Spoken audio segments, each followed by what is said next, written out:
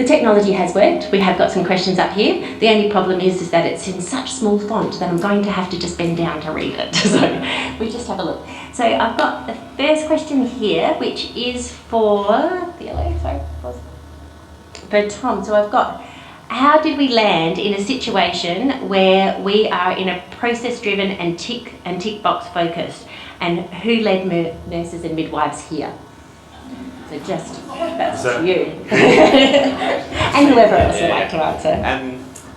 Yeah, I guess it's sort of, from working here sort of at the Royal Adelaide in the past, like we get so focused on, I guess, timelines and, how can we, get this done by the end of our shift and go to our lunch break, and how can we do this before, we're working night shift, and how can we do this before the morning staff come on so they don't know we were sleeping all night, or, those sort of things. But I guess we spend so much time, and in a way, integration of electronic systems and those sort of things where, they're in an interface where there's literally a tick box to say I've given this medication. We've gone away from your signing things, but I guess what's probably gotten us there is this focus on how can we possibly cover everything and cover ourselves without getting into trouble. I think is what we're worried about all the time is, are we going to get in trouble if we don't do this, if we don't do that? So we tick our boxes, we write our things in. And I think that a lot of the things, personally from looking at over time, these, especially like the RDR trusts and stuff like that, it takes away sort of the autonomy of the nurses to be able to make decisions about our patients. If this observation's in this area, we have to tell this person, and we have to, there's this chain of command that you need to go through without going, okay, well, this person's probably got a high blood pressure because they've just run up 2 flights of stairs. We've sort of gone away from that. So I guess we've put ourselves in that situation by trying to cover ourselves, and I guess now we need to go and focus on the patient and go, okay, well, we can focus on this person knowing they've just walked up 2 flights of stairs, their blood pressure, their heart rate, it's going to be up, all these things are happening. So focusing that will help us complete the tick boxes, because we still need to do that obviously, but will also allow us to just focus in on the patients. Yeah, to you, Paul, how can we move beyond the tick box? What are some... so I think understanding sort of how we got here and how that's changed over time, because it's been such a slow, sort of insidious change, for old farts like myself who've been in nursing for, I think it's 36 years this year, just understanding what's sort of driven some of that stuff is important to try and work out how do we sort of try and refine or change course a little bit. I think I get the sense that a lot of that sort of approach to nursing is driven by risk and being a little bit averse, but also, if there's an instance where, say, the pressure injury incidence goes up in a certain setting, so the knee-jerk reaction is, let's make nurses do the Braden scale more frequently, and that will have there's a natural reaction to is if you make nurses do assessments more frequently, then that will naturally translate to decreased risk and decreased incidence. But that's right up until a point. There's a point where there's a tipping point where as you make nurses do more of those things, the actual converse happens, because that shift in focus goes towards that process of documentation away from actually being with the patient and stopping them getting a pressure injury. Now that's very difficult to show that and measure that, but that's what's happening and that's what has happened. The example I think really interesting of the RDR chart is I understand why it was brought in, because there was patients who were deteriorating being missed. But my question is, okay, yes, that's a definite issue and that's something that's very serious, but my question would be at that point is why are we missing that, rather than what do we do to fix it? So often in nursing and in other healthcare disciplines where, because every day in your shift you have to make 100 decisions, you have to make them quickly, otherwise bad things happen. So we get very good at that, but we're not very good at dealing with complicated problems. And so we tend to drift towards solutionism where, oh, there's a problem, hang on, let's try and fix it. And so we go, patients are not, their deterioration's not getting recognised, let's put this chart in place and that'll make nurses look for deterioration and measure it, and that has worked. But my question is, it's like a band-aid solution. Why are why are nurses missing that? And there may be potential that the burdensome workload of documentation and other things has taken their attention away from patients, and they're not seeing them deteriorate. Therefore, they need a form to make them look at to see if they're deteriorating, and that's a little bit problematic. And having said all that, there's actually some work internationally where they're embedding some clinical reasoning into that chart to allow nurses to, like you were saying, adjust the score based on their clinical reasoning. So we're trying to move away from this tick box. Brent, I'm going to direct this question to you and then invite others to contribute.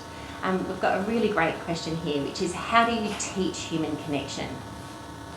If it's not built in, I think that like you were saying before, it's really important, and you can't just sort of teach it in a short course. So how does someone learn that skill?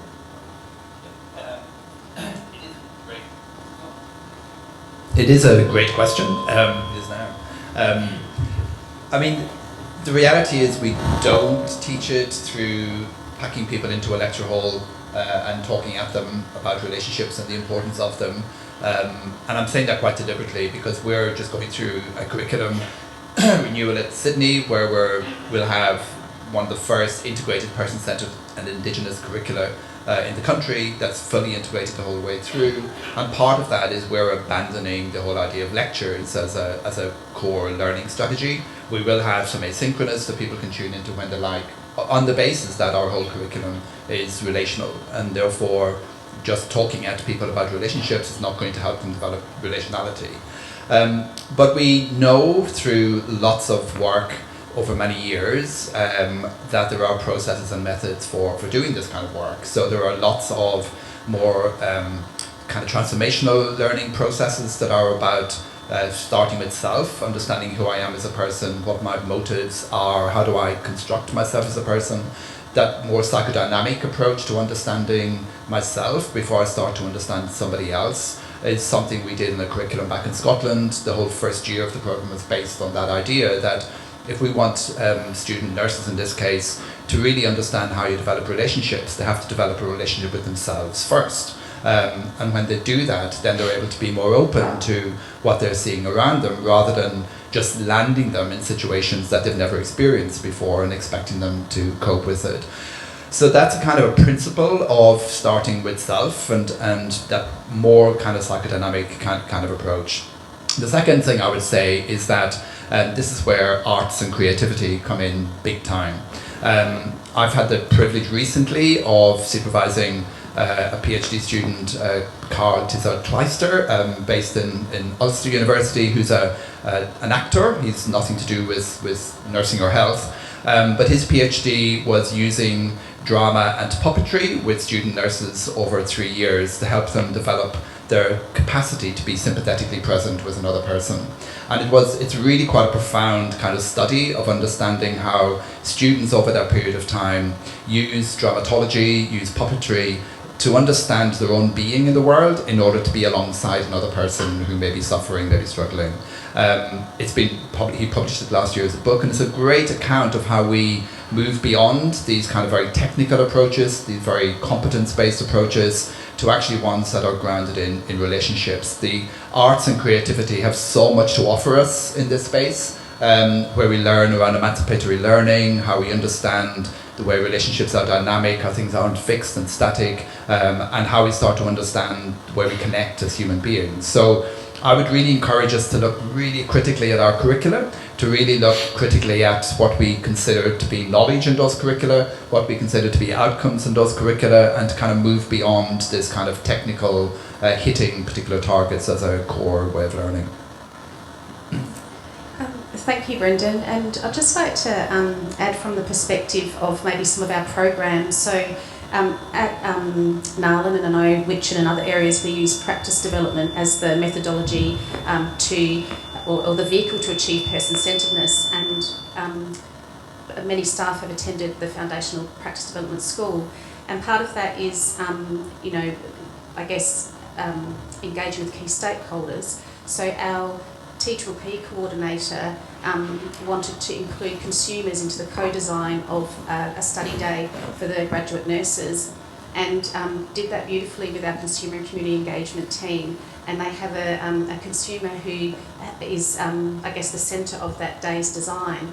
And she's done some beautiful evaluation around that, where they initially had that study day as day one, but recognising the program and through evaluation that was too early, and that sense of self, knowing yourself, I guess, as a person, a nurse, or an emerging nurse, to then they need some time to establish themselves within their clinical area. So they moved it to study day 2, which is 2 months into their program, with a really significant impact on understanding the lived experience of the consumer and what that means to them as an emerging nurse, if that makes sense. So it's a really beautiful example of that practice development approach to person-centredness to help achieve that healthful culture. So again, you can't teach that, but you can hear the stories, and one of their methodologies in the workshop is the consumer leads them through person-centred practice. What does it look like, feel like, sound like to you? And what might that be if you've been a consumer yourself? So she takes them back to their own lived experience, and then into, well, what do you see as an emerging nurse? Or they are a nurse, but a newly registered nurse. So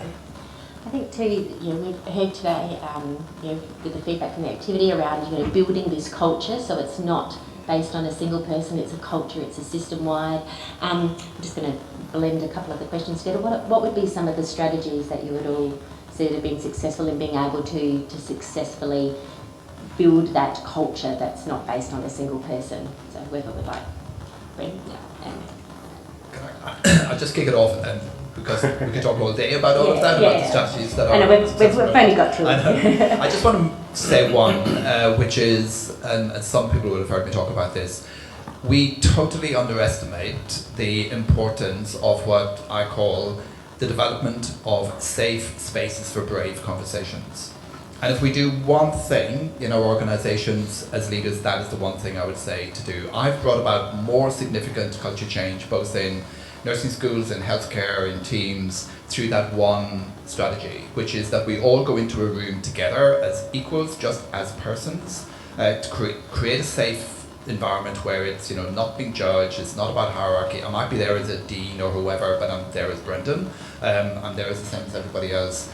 And we pose using kind of Socratic type methods, which are posing questions, and then we work with those questions. There's no desire, you have to achieve a KPI, you have to achieve an outcome. It's just surfacing our own innate knowledge, our own experience we bring to that, and then going out with that as a way of bringing about change. I've seen more significant change from that than anything else that I've done, to be honest. So if I could ask you to do one thing, it would be, how do you in your team and your organisation create safe spaces for brave conversations?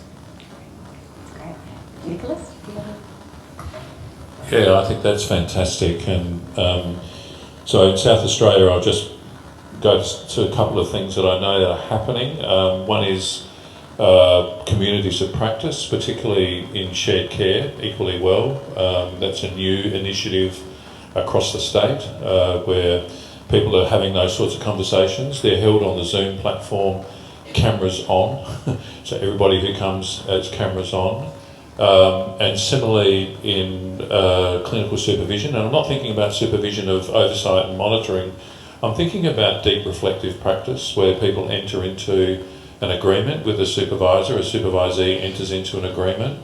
So SA Health funded, I think something like 100 nurses in mental health to do that training, and we had people from across Australia and overseas who were able to zoom in and support those nurses. And now we have pockets of those reflective practice opportunities, both clinical supervision and communities of practice. And I guess it's about deep reflective learning and who I am, what I stand for, how I work with others, and how I see myself in that process. creating psychologically safe practices, exactly the things that Brendan's talking about. And you can have different variants of this. You can have some communities of practice that develop a manuscript for publication, a podcast, a resource in the local environment. But at the statewide level, those examples that I've just shared, they are statewide. So that's not happening in an NALHN, that's happening across the state. Rural and remote people having quality, deep, reflective time with people working in metropolitan settings. People you would not normally have the opportunity to be side by side with. You do have that opportunity. So during COVID, when it ran, just on 500 people participated during COVID. It was funded by SA Health, and we're into the sort of high hundreds now with clinical supervision, reflective practice, and also the equally well is around 40. That's just started. So again, secure psychological safety, cameras on, making contributions. So exactly what we've been talking about. Cameras on, I love that. Yeah. It's very jarring when there's cameras off, isn't it? Susan, could you go? Yeah, absolutely. I love what's been said. Is that all? Yes. Yeah. Oh, thank you. And I guess for me it would be finding a common language and understanding when we're talking about person-centredness and what that looks like. And then it would be practicing it in small ways, and those small actions and moments become patterns, and then those patterns can become a culture.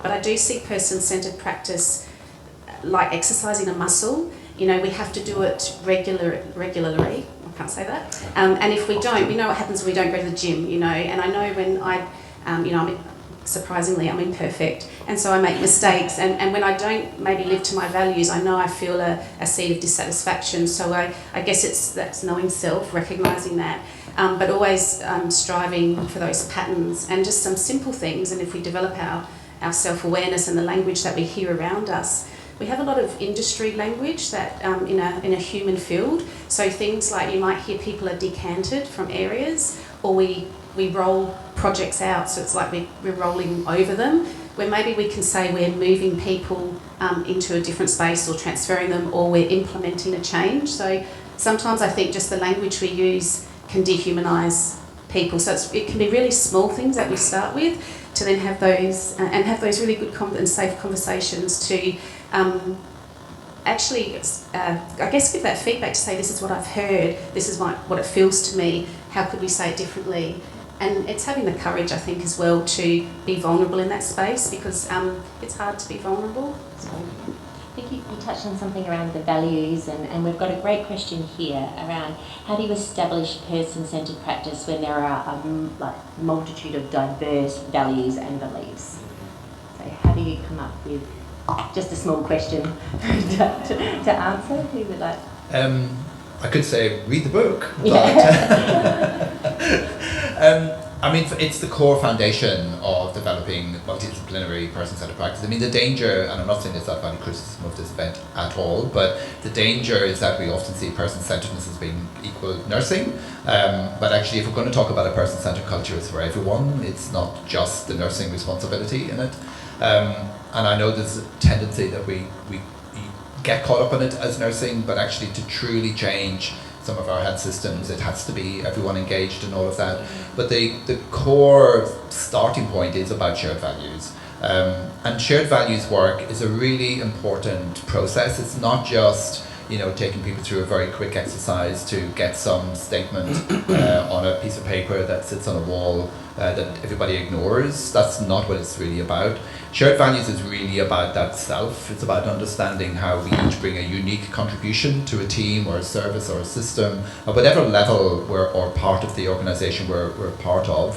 I've been able to express that, been able to express what it is we value, what we believe in, what we're about, and then coming to some kind of shared understanding of what that means for how we live, work, and do our stuff. And then that is constantly used as a basis for checking out how I am behaving, how I'm connecting, how I'm relating, how we as a team are working. So in Sydney Nursing School, for example, we spent 6 months doing that work. We did a variety of creative work. We did a load of using Theory U as our methodology to kind of dig deep into what we valued as a school, what we valued as educators, as researchers, how we wanted to be in the world.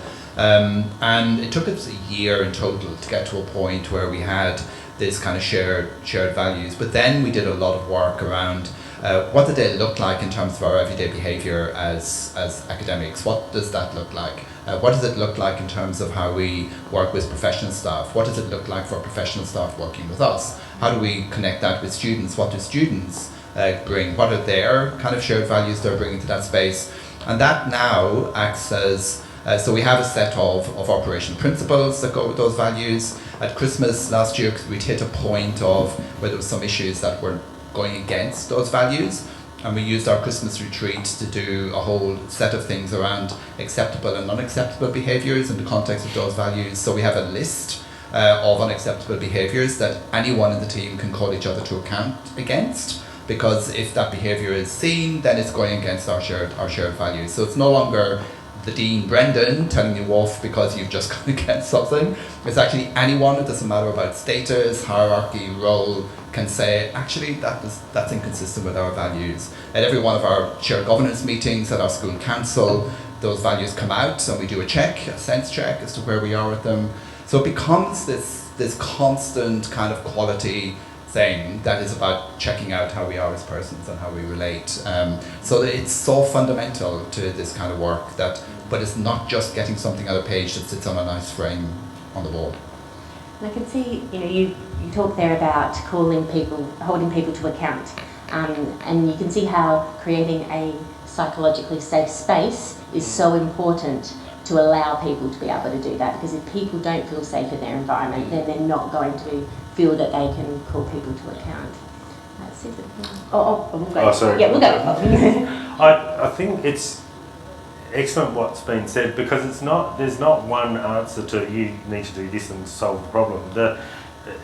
It's a complex system full of people with different values and different priorities, even across within disciplines, but also across disciplines. That's very, very different. So trying to establish a culture is very, very difficult in big organisations where there's lots of complex work and there's different people working at different times and all those sorts of things.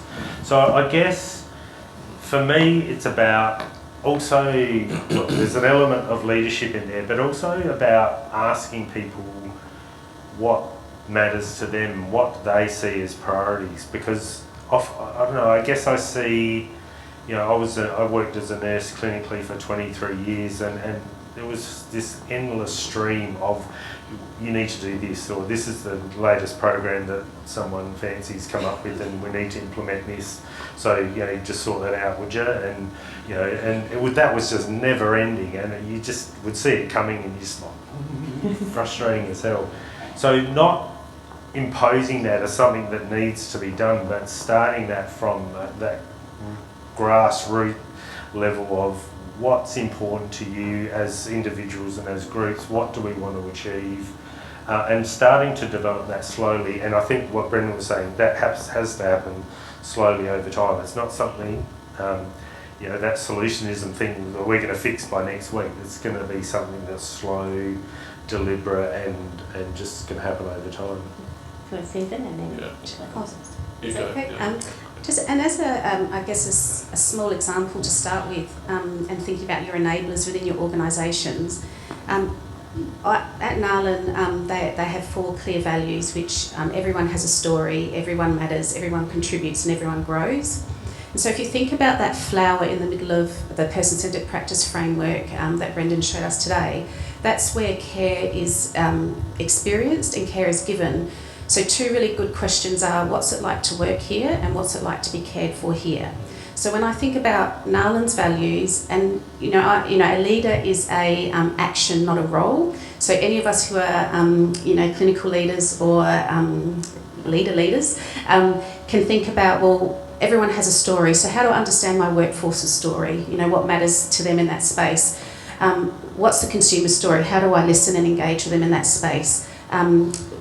What matters to them? How do I understand that? What is the goal we're working to for shared decision making? How are they going to contribute to this, either as a collective leadership as a workforce, or the consumers as shared decision makers, and then what's there, you know, everyone grows, they're hopefully flourishing in a healthful space. So even just starting, whether it's your organisation, division, or whatever values are there, and maybe unpacking that, and then it is long-term work, but that leadership doesn't have to come from a leader. Like, we need our executive leadership to break down those barriers and give us the support systems to be able to do the work. But I think individually it's up to us to have the courage to start asking those questions in safe spaces. Oh, can I talk on? Oh, right, okay. The last few minutes has made me just reflect on kind of where I've landed. So for the next 90 seconds, I'll tell you where I've landed. I think where I've landed is the importance of what's good for the people of South Australia, what's good for the people of Australia. So if I kind of think, what are my values and who I am, what I stand for, how I work with others, what are the people of South Australia telling me about crisis and crisis stabilisation? What are they telling me about their son and daughter who is in a very critical moment? How can I position myself in a non-political, non-partisan way to be able to bring a better outcome for the state of South Australia? And more recently now, I've gone back into national policy development work. I had a heavy period of that during the sort of previous government, but I've gone back into that. So now it's about what's my influence in that process. And I say non-partisan and apolitical, but with this next piece of work, we've now established a ministerial engagement strategy. So how are we going to engage with the minister that's commissioning this work? And I think what I'm saying is who you are and what you stand for, and having real clarity about that is at every level of the healthcare system. It's not just in high sort of government work or policy development, state or federal.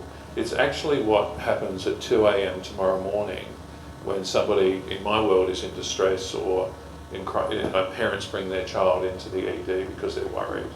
And I think that's the key thing here. Who you are and how you do that, you've understood that within yourself, and what's good for the people of South Australia or Australia is enough to guide you to do that. So yeah, that's just a summary statement.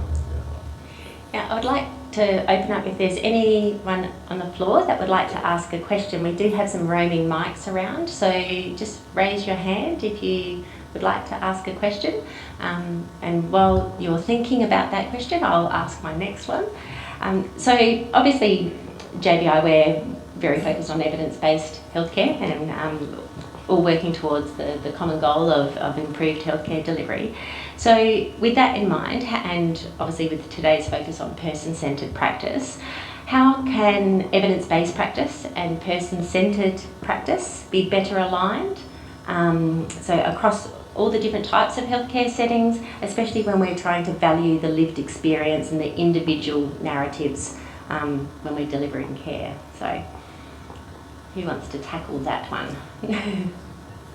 Oh yeah, well, I was just going to say, I sort of think, well, especially in this sort of science field, we look at sort of evidence, and we think about journal articles, and we think about this, and I think that evidence-based practice and person-centered care evidence can be people's stories, I guess, and how people experience things. So we sort of worry more about what's this research saying, but what are people saying, and what are the people who are aging now, and they're reaching this period of their life, the twilight of their life, and what are they experiencing, and using that as evidence, I guess.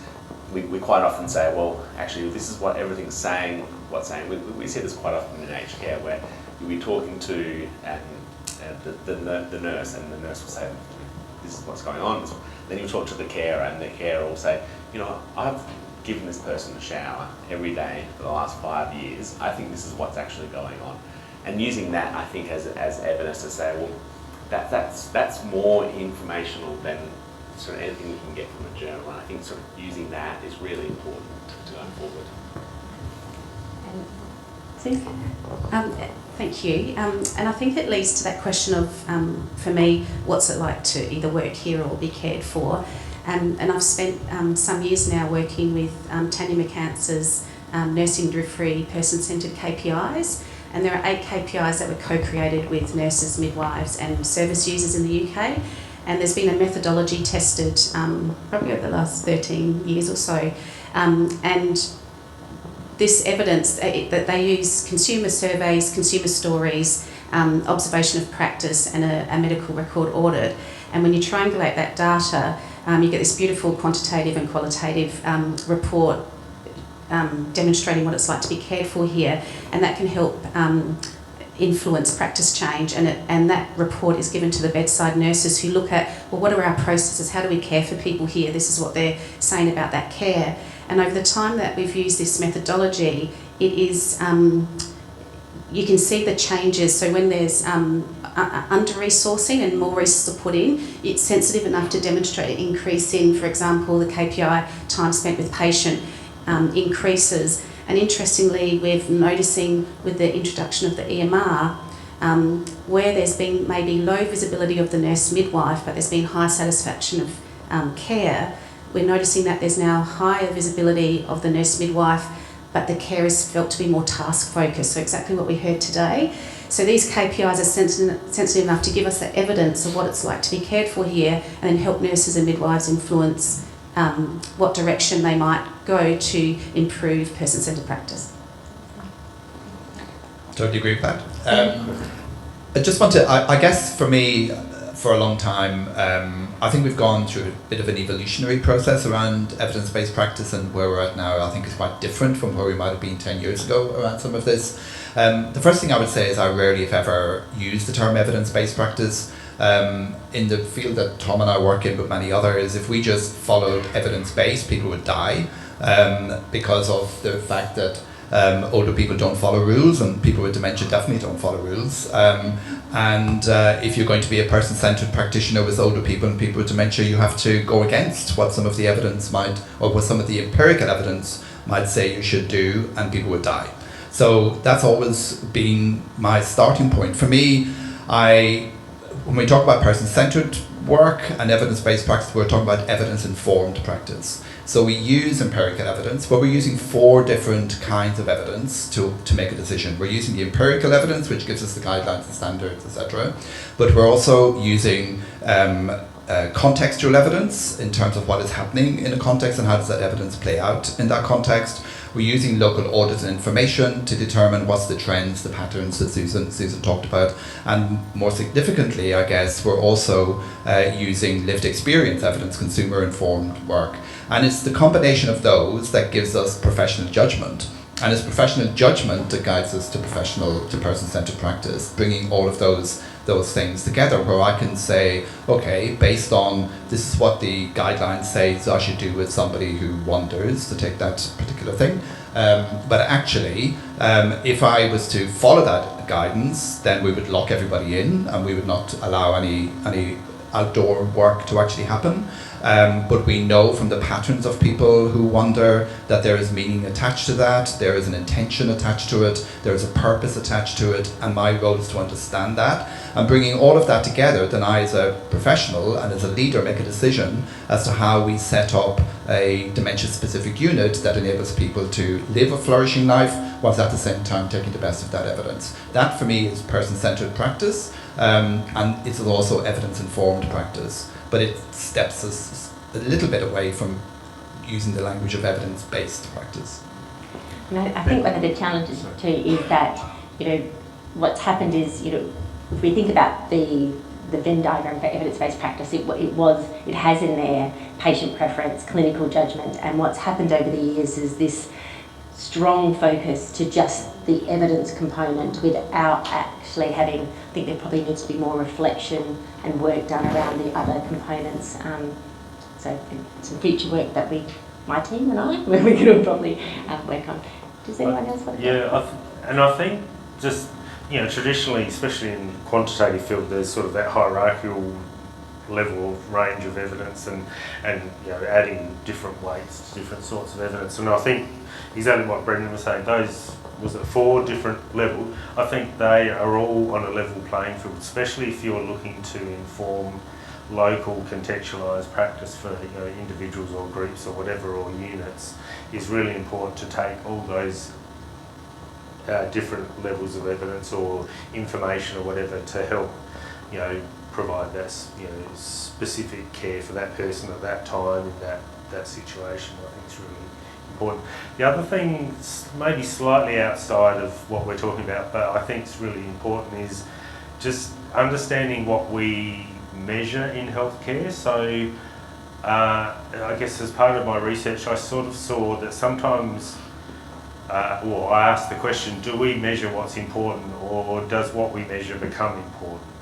And I think that's a really important notion, because often, you know, we measure the thing that's easy to measure because we're time poor and we don't have many resources.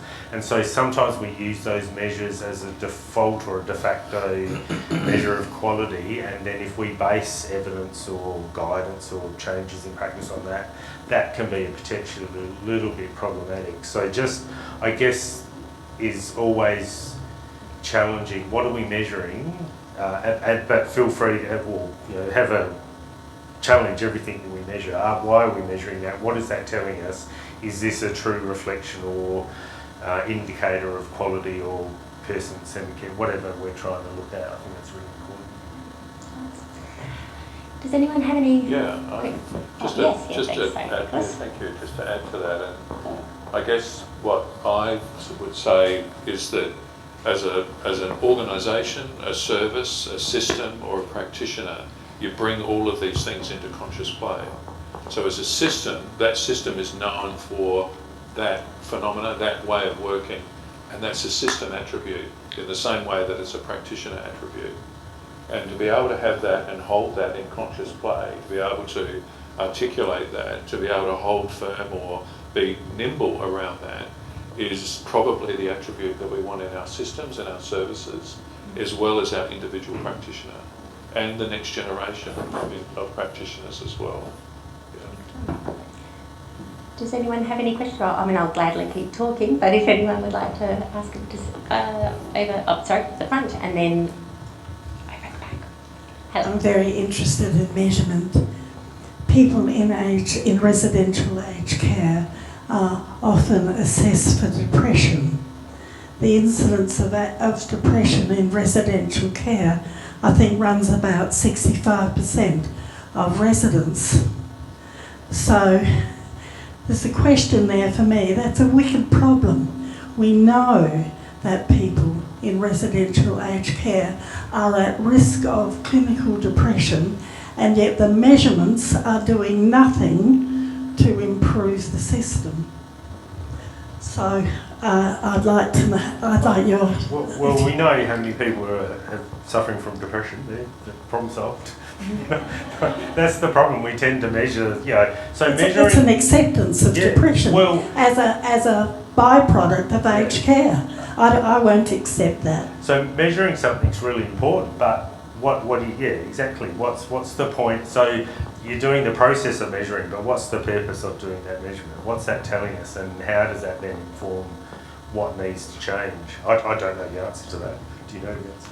Well, I guess that, you know, especially in aged care, you know, you said about 65% of people. I would say the number's probably higher. That's probably the 65% that we've identified. But, and you know, for a lot of people, which I've seen recently, is that going into aged care is often a traumatic experience, because sometimes you don't want to go into aged care, as we've said. Sometimes you're forced to because of a mental or a physical illness, and often in that situation and that process, really rapidly, you either have to go to hospital, or you're in hospital, something happens. Okay, you've got a bed, there's so few beds around, let's move you straight into there. You don't get a choice often on where you want to go, what time frame you want to go. We find that the people that actually are happier in aged care are the people that have made that decision themselves to say, I can't live at home anymore, this is want to go. That's 0.05% of the population of aged care, because there's this stigma around not wanting to go there, and so you've got this, this grief, this trauma, all packed into this loss of complete independence. And plus, if you have a cognitive impairment and you understand that you have a cognitive impairment, you're slowly losing what you had as a person. Of course, you're going to be depressed. I guess from a geriatric point of view or an older person's point of view, that's something that we need to take into consideration when treating these people. It's not about how can we fix this, but how can we make that? And that's not always medication, and that's not always those sorts of things. Sometimes it's about giving people purpose. Still, a lot of this depression comes from not having purpose in aged care. And if you don't have that purpose, then you feel like you don't have anything in life, and that makes you feel more depressed. So I guess trying to fix that problem it is really difficult because we don't have near enough staff or near enough funding or near enough resources in any way to actually be able to give each person that person. There's some like Montessori and those sorts of things which give people tasks, like they hand out the towels or they hand out the sheets. But I guess for some people who have worked in potentially high-ranking jobs or that potentially worked in very complex situations, giving out the towels each day isn't going to give you purpose. It's just another task to keep you busy till you die, and that's where we sort of need to restructure, I think, aged care as a whole. That's not just about, as I said before, keeping people alive and give shelter and food. It's not about that. It's about how can we make them happy. And I think if that was the case, maybe we would see that this depression and this sort of epidemic, really, of depression in aged care would be slowly improved. Do you get a sense that there's so much documentation and assessment in aged care that becomes the focus, and what that informs is missing? Yeah, definitely. And I think what the problem is that we do these assessments. We'll do like the geriatric depression scale, and we'll get this information and go, okay, you scored 12 on the geriatric depression scale. Okay, that's indicated that you might have depression. I don't think you need to do an assessment to see that someone who's not getting out of bed doesn't want to engage. You don't need to do those assessments, but we do these assessments, and all we get back is a number, and then it's up to us to do with that number what we want. But do we need to go so in depth to find that number, or talking to somebody and actually sort of engaging them, we can get, I guess, real world answers rather than just. And I think the resource and the time it takes to do that process becomes so complex that you run out of steam and resources to actually do the important stuff. Is what do you do with that information, and how can you use that to even prevent some of that stuff happening, so you don't have to spend so much time doing the measurements and stuff. My auntie was in a nursing home, and they dutifully every Sunday morning weighed her, and she was steadily losing weight, but no one noticed that. And so they were doing the process, but they didn't understand the purpose, and she was losing weight over months. But and so there's that focus on the doing and the assessment, but not because that's sort of the focus, that the next important bit's missing, I guess, sometimes. And I guess it's also with those sort of situations, especially with people being weighed and those sorts of things, is there's a trigger point. If you lose more than a kilo in a month, we'll refer you to a dietitian.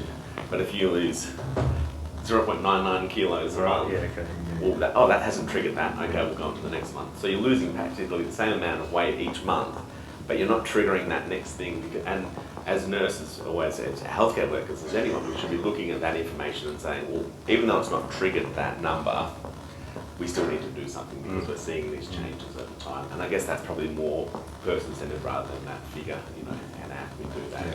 So I'm just mindful of time, so we'll go to the question over there. Thank you. Thank you very much.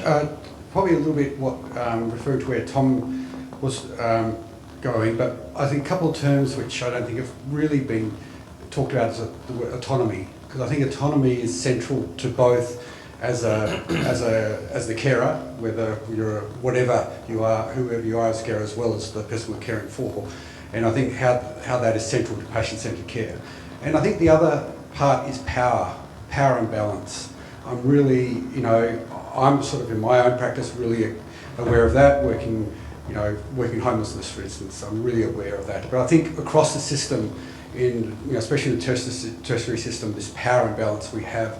And I suppose anyone on the panel could reflect on that, please. and then yeah, I agree. Now, so I'm going to zero in the mental health, obviously, field, but that is something that is coming up a lot. So, you know, giving power away and sharing power is super important, and that is about the traditions of mental health and psychiatry. You know, it's a shift from you know, I know how best to treat you, to away from that to, you know, tell me, you know, what brings you to, you know, come to the ED today. And also shifting power in terms of storytelling. And one of the most sort of sharp examples of that is this notion of, you know, the othering that can happen in mental health, particularly. A shift from that to, you know, more of a narrative-based understanding. So, in other words, we explain our actions through our stories. We explain our experiences and our actions through our stories, and creating that opportunity. It's very similar to things that Brendan spoke about a moment ago. You know, I'm here with you as a human being. We come to this together as two human beings, and that intersubjective space between us is a big shift from traditional ways of working. So yes, that is absolutely there, and it's an element in certainly where the state is going in mental health, and it's in its clinical practice guides, but also in education as well. Thanks. Yeah, just to add to that, and I also want to link it to the previous question around aged care. Autonomy and power are core concepts in the whole distinction really between patient-centeredness and person-centeredness fundamentally. So in relation to autonomy, there are two ways of viewing autonomy. One is decisional autonomy, my right to make a decision, and the second is executional autonomy, my ability to carry out that decision. And unfortunately, in most of our professional development, we don't follow that through. So we judge autonomy on the basis of my ability to execute a decision, but because of cognitive decline or other inabilities, then we remove the decisional autonomy from people and we make that decision for them, and then try and push in the executional part. And that's where we fundamentally go wrong in most of our professional development models and most of our practice models, is that we have not shifted the power to facilitating and enabling decisional autonomy so that we can then do the execution part. But because somebody doesn't have the cognitive ability to make a decision, does not erode their autonomy to execute a decision.